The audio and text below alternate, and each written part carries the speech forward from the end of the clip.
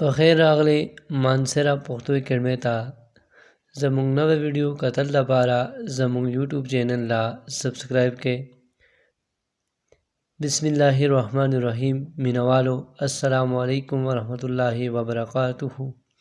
زه محمد محسن یو نوې ویډیو لیکچر سره حاضر یم. نننۍ ویډیو کې موږ ډرامه باندې خبره کوو چې ډرامه څه ته وایي او مغربي او مشرقي پوهانو د ادب دې صنف کوم چې تعریفونه کړي دي هغه باندې لنډ بحث کوو.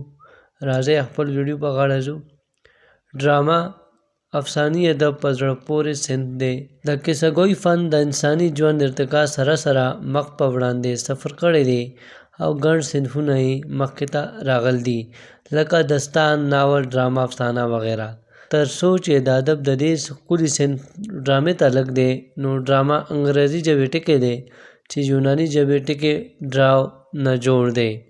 ډراو عمل ته وایي، نو ډرامې مطلب شو په عملي توګه ښودل. ډرامه او عمل د یو بل سره تړلي څیزونه دي.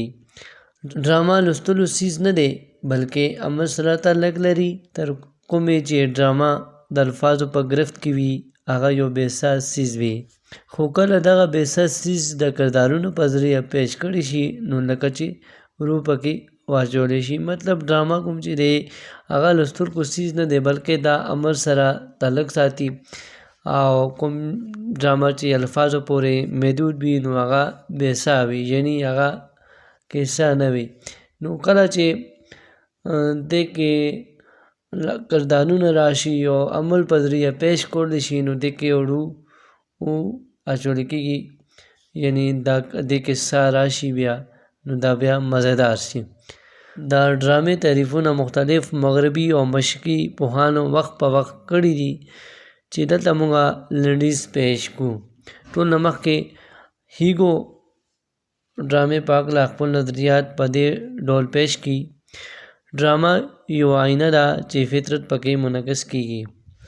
د هیګو نه پس کولریج د ډرامې تعریف په دې ډول کوي: ډرامه حقیقت نقل دی او فطرت پیښې دي.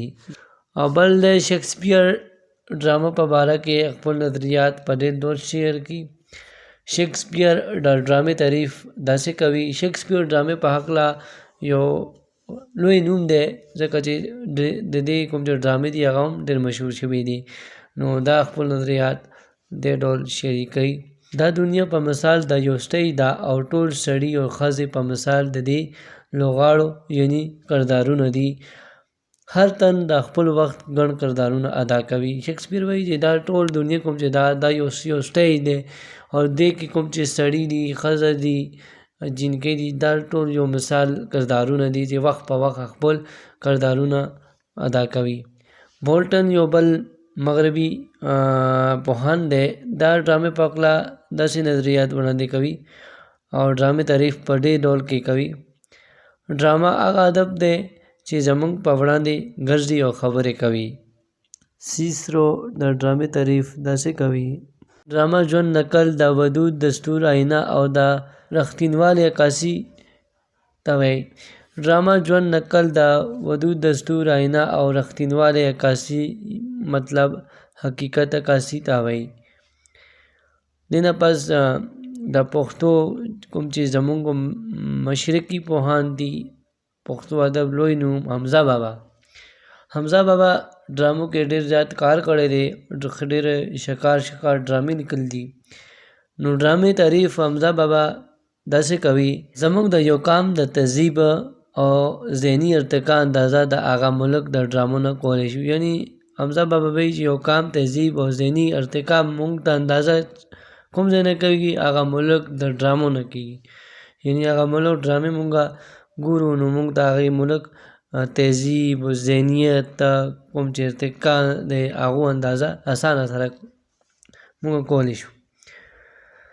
د پښتو ادب یو بل ډېر پوه عالم فاضل شخصیت، ډېر ښه ډرامه نګار سمندر خان سمندر صاحب د ډرامې تعریف په هکله لیکي: انسان چې څنګه خپل ځان په هکله سوچ او فکر کوي ورسره ډرامه هم مخ په وړاندې روانه ده. یعنی هغه لیکي چې انسان چې څنګه خپل ځان له پاکله سوچ کوي، فکر کوي، نو ورسره ډرامه هم مخ ته مطلب ځي روانه ده، ترقي کوي.